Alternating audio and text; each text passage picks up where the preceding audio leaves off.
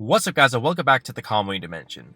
Today I want to follow up on my last video about Code as a character and his parallels with Kawaki, and this time talk about Boruto and Kawaki's parallels, and finish where I left off last video.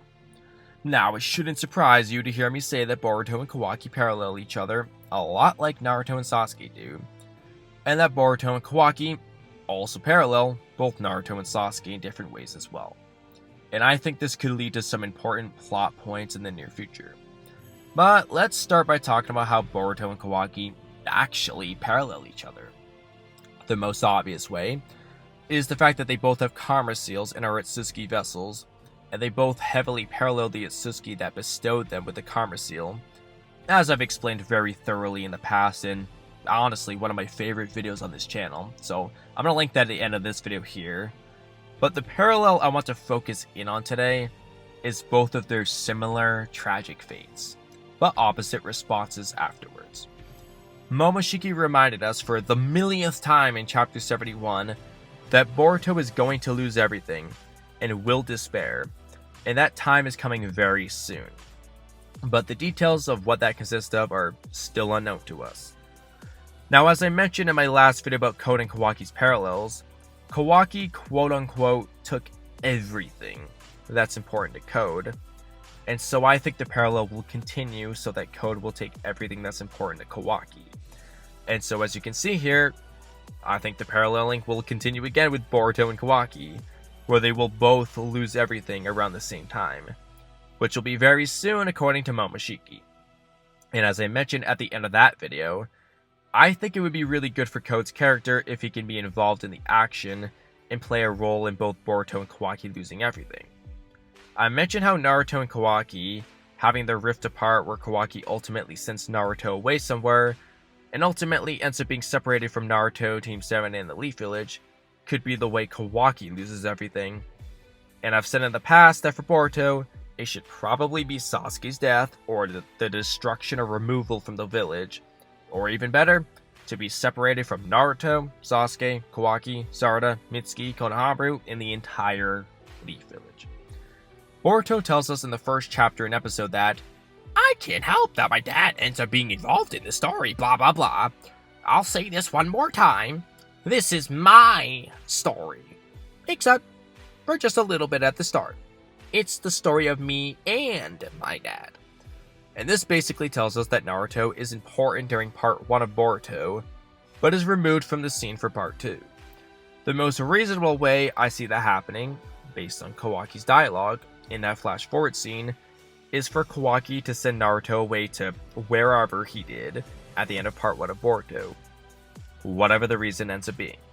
And since Naruto and Sasuke always parallel each other, and Sasuke has several death flags, I think Sasuke might end up dying at the end of part 1, playing into Momoshiki's prophecy to Boruto, and so Boruto loses his master Sasuke, mirroring how Kawaki loses his master Naruto, and they both lose their father Naruto. And it would also be a way to have a very impactful Sarada Mangekyo awakening scene, as I've talked about in the past as well. And it would also help Boruto on his path to become a ninja like Sasuke, who protects the village from the shadows and blah blah blah. So the moral of the story is, I think Boruto and Kawaki are gonna have a similar fate where they quote-unquote lose everything. And Code could end up being involved in both cases, helping him to be an impactful villain and character. As well as Momoshiki, I think would be good for him as well. So now you might be wondering how exactly all this could play out in the story. So just for shits and giggles, let's brainstorm some ideas for how maybe this could end up playing out. Obviously, it's probably not going to end up perfectly spot on like this because we just have way too little information so far, but it just gives us some general cool ideas to hope for in the near future.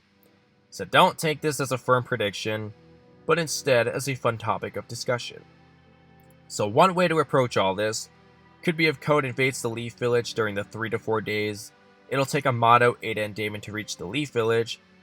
As we know from chapter 72, Team 7 is being summoned to the Hokage office alongside Naruto and probably Sasuke too. So they're all going to be together if Code shows up soon. And if that happens, Code would likely be the strongest person in the Leaf Village at that time, and he'd also have that Ten Tails army with him at his side. Code's reasoning for being there is to kill Naruto, Shikamaru, Sasuke, and to beat up Boruto and Kawaki so we can feed one of them to the Ten Tails and grow a chakra fruit to carry on Ishiki's will. If Code and his army are currently too strong for Kawaki, Boruto, and the others to handle, this could lead to a few possible scenarios, and I want to talk about some ideas that could be pretty interesting if they were to play out this way. We know Code is out for revenge right now, and as I mentioned earlier, I've talked a good amount in the past about some of Sasuke's death flags and how and why it could be extremely impactful for the story, for Boruto, Sarada, and Naruto if Sasuke were to die, and Sakura as well, if she was relevant anyway, and how that could possibly play into Momoshiki's prophecy to Boruto, which is supposed to happen soon, likely near the end of part 1. So for the rest of this video, I'm just gonna operate under the hypothetical scenario that Sasuke does in fact die, so don't get all butthurt about it. It's just for an interesting topic of discussion, to give us one heck of a bang of an ending for part 1, where we can see a lot of the moments we've all been hoping to see actually play out.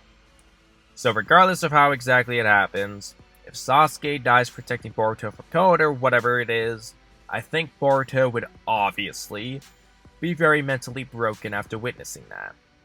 And this would give Code an opportunity to go after Boruto next while he's all distraught, and this is when Momoshiki could make his move. If you recall what Momoshiki told Boruto in chapter 72, he said that Boruto would despair and told him to lose his will to live, enough to want to escape this world, and when that day comes, he would take over and live Boruto's life for him. And he also said that he won't let Boruto die ever again.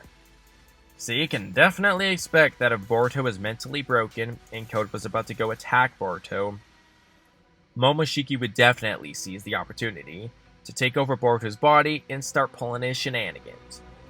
What's interesting though is where things could go from here.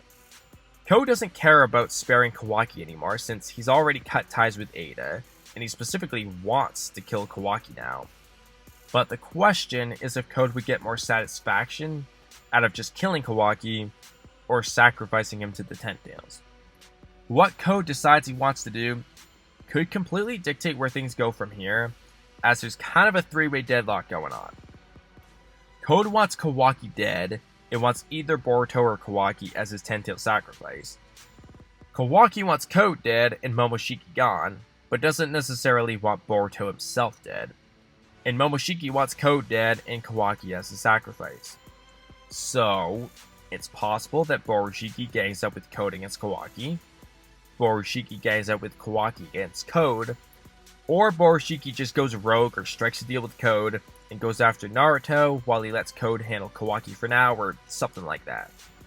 In any case, when Kawaki sees Momoshiki take over Boruto's body again, after Boruto witnesses this hypothetical Sasuke death, Kawaki might be like, I gotta kill Boruto again, since Kawaki hates all otsutsuki and is very weary of Momoshiki as we've seen. And this could then lead to another Borushiki versus Kawaki battle, which would anger Naruto since this time Boruto can't revive again, and Momoshiki isn't able to revive anymore anyway. And so maybe Kawaki just sends Naruto away so he won't interfere anymore, or so that Borushiki and Code can't kill Naruto. Who knows? After that, we could have Mitsuki go into a rage since Kawaki is trying to kill Boruto, and he already suspected that someone else killed Boruto before. And so, we can get that Sage Mitsuki versus Karma Kawaki battle we got some hints towards, and I'm hoping we'll get to see. And maybe Sarada can awaken her Mangekyo Sharingan from watching Sasuke die or something. But let's say Mitsuki wins the fight because his Sage transformation is just that OP at full power, and he beats Kawaki up real good, and maybe even knocks him out. But Mitsuki is also down for the count himself from using his Sage transformation, which is still extremely dangerous and deadly for him to use, so maybe he also gets knocked out. And so now we just have Borushiki and Sarada left versus Code, since Sasuke is dead and Naruto is in another dimension in this hypothetical scenario. And all the other fodder ninja are just doing nothing or fighting the Ten Tails creatures or something. Given the current situation, Boruto will now be desperate to keep Sarada safe, giving him the mental drive he needs to regain control over his body and fight again. when Boruto finally regains control, maybe, just maybe, we can finally get Boruto's Jogan to appear in the manga, since Code fights with his claw marks similarly to Urashiki with his Tomoe Red Rinnegan, which caused Boruto to unconsciously awaken the Jogan in the anime. And then Boruto and Sarada, with her absurdly broken Mangekyo Sharingan ability, can push Code a bit, and so maybe Code decides to just grab the knocked out Kawaki and dip from the battlefield, deciding that fighting this battle is just a waste of his time when he could just feed Kawaki to the Ten Tails now and grow his chakra fruit. Now Boruto and Kawaki have both lost the people most important to them. Boruto blames himself for everything. Momoshiki's prophecy is fulfilled, Boruto's Jogan appears, Sarada awakens her Mangekyo, and Mitsuki uses his Sage transformation. Basically everything went down here, and that would definitely be a bang of an ending for part 1 of Boruto, leaving Code as a major threat over the time skip. However, there are still some loose ends still to consider. We still have Amato, Ada, and Damon on their way to the Leaf Village in this case. Are they just going to sit around and wait for a few years before going after Code and Kawaki? Maybe Amato tells everyone what his plan was and Ada throws a fit at him since Kawaki's gone, and then something goes down with that, or I don't know. And how does Kawaki get out of the situation he's in? Does he just master enough of Ishiki's power on the fly to beat Code up or escape using Sukuna Hikona right before being fed to the Ten Tails? And what about Kashi and Koji? Is this dude ever gonna show up, or are they just gonna keep him hidden? Is he gonna train Boruto to mirror Naruto training with Jiraiya? What's the deal here? Is Boruto gonna blame himself for everything and decide to go off on his own, kinda like Sasuke, to keep the village safe, as a lot of you guys all seem to want Boruto to go rogue? All these things would need to be addressed in order for anything like this to actually play out in the story. But the overall point here isn't so much to make a perfect prediction, but to show you that Code and Borushiki have a lot of potential as villains to directly or indirectly lead to a lot of stuff going down, many of which being things we've been hyped to see for a very long time. And that Boruto and Kawaki will likely mirror each other and might both lose what's most important to them, those being their masters, their father, and maybe being around their team and village as well. And then from here we get into the part about Boruto and Kawaki's opposite type of response to all this. I think it would be best if Code is still alive and seeking more power over the time skip so we can keep using him instead of just wasting him. And so hopefully Kawaki just escapes from Code using Sukuna Hikona to shrink himself or something like that. Code will probably seek otsutsuki power via chakra fruits or some of Boro's ninja tech research that Bug would know about. Kawaki will probably be driven mad in his pursuit for power and seek more otsutsuki power via the Karma Seal and maybe some ninja tech stuff from Amato potentially, a lot like how Sasuke sought power from Orochimaru's curse mark and drugs. And Boruto would seek power via the ninja way a lot like Naruto did, as even in the time skip he says he's still a ninja even after Kawaki says the age of shinobi is over. But I think that's a good place to start for this video, so I want to know what you guys think about this idea. Will Boruto and Kawaki mirror each other and both lose what's most important to them? Will Naruto and Sasuke mirror each other and both be removed from the story, at least figuratively? Will Kawaki parallel Sasuke and be driven mad in his pursuit of power through outside means?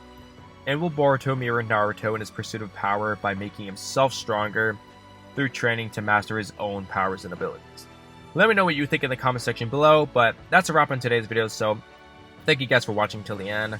Don't forget to subscribe, leave a comment, like the video, and hit the bell icon for notifications. Have a great rest of your day, and I'll catch you guys next time. Bye!